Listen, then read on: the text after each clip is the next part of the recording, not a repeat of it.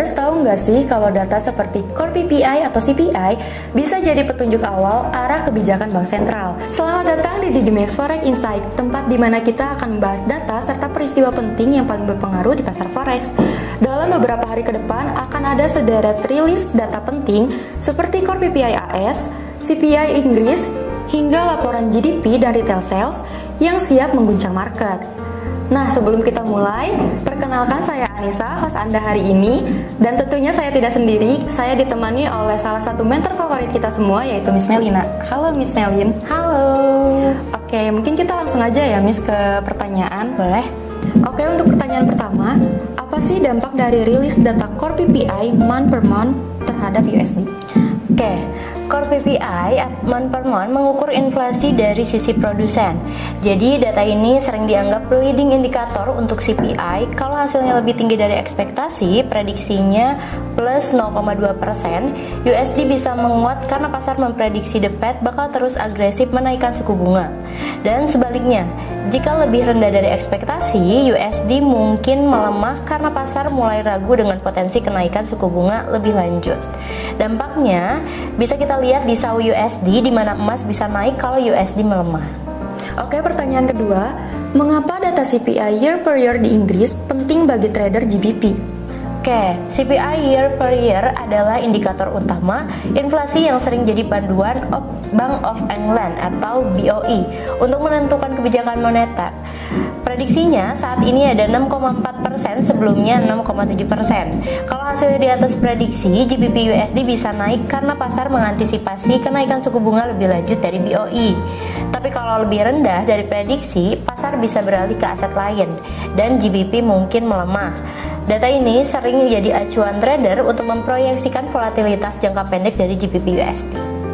Oke, next. Apa sih pengaruh rilis data CPI year per year AS terhadap pasangan XAU USD?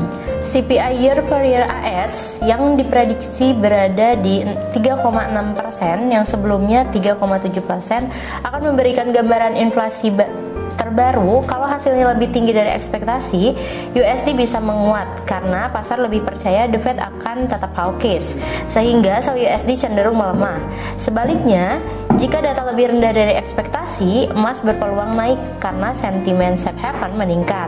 Untuk trader, area penting SAU USD ada di support 2666 dan resisten di 2697.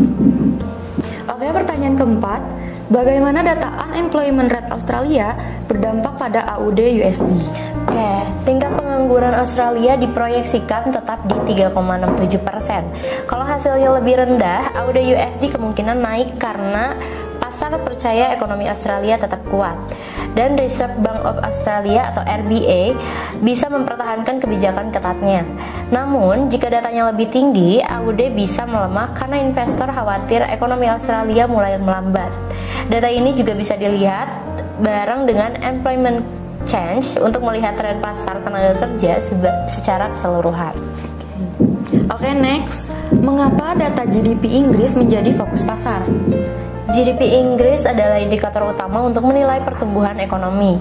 Prediksi saat ini menunjukkan angka di plus 0,1%, sebelumnya minus 0,1%. Kalau hasilnya lebih tinggi, GBP USD bisa menguat karena menunjukkan ekonomi Inggris mampu bertahan di tengah tekanan global.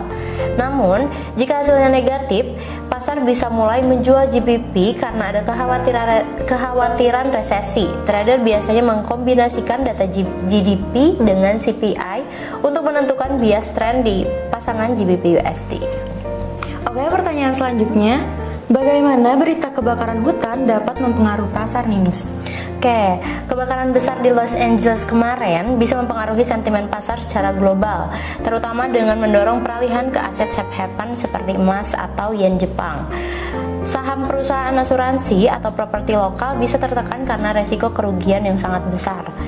Untuk trader forex, fokusnya adalah dampak terhadap USD secara keseluruhan, terutama jika ada hubungan dengan aktivitas ekonomi Amerika Serikat yang lebih luas.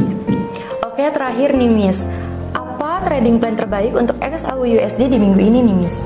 Oke, untuk saham USD ini ada dua area penting yang bisa kita perhatikan sebagai peluang entry buy.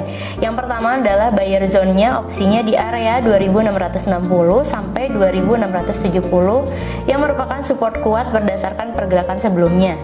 Jika harga bertahan di area ini, potensi naik ke targetnya ke 2690 sampai 2700. Namun, jika tembus, kita bisa fokus ke buyer zone-nya di opsi 2 di area 2630 sampai 2645 yang didukung oleh level 50% Fibonacci retracement dan trendline naik. Berdasarkan market structure, harga baru saja mencetak higher high sekaligus all time high pekan lalu yang mengkonfirmasi utama saat ini adalah naik. Entry di kedua zone tersebut memiliki peluang rebound dengan target yang sama di 2690 sampai 2700 dan stop loss yang idealnya di bawah 2620. Hal ini menunjukkan dominasi buyer sangat kuat dalam jangka pendek hingga menengah. Oke traders, itu tadi kesimpulan dari pembahasan kita pada hari ini. Semoga trading plan yang sudah kita berikan tadi bisa membantu trading Anda di minggu ini. Happy trading!